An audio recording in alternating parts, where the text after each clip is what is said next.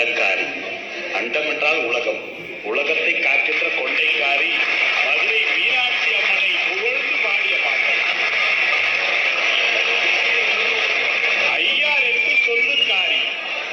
5 எழுத்து மந்திரம், 6 எழுத்து மந்திரம், 8 எழுத்து மந்திரம். சரவணபவ, நமசிவாய, நமோ நாராயணா என்று இத்தனை சொல்லுக்கு சொந்தக்காரி. உங்களுக்கு என்ன குழப்பம்? ரண்டகன்னா என்ன?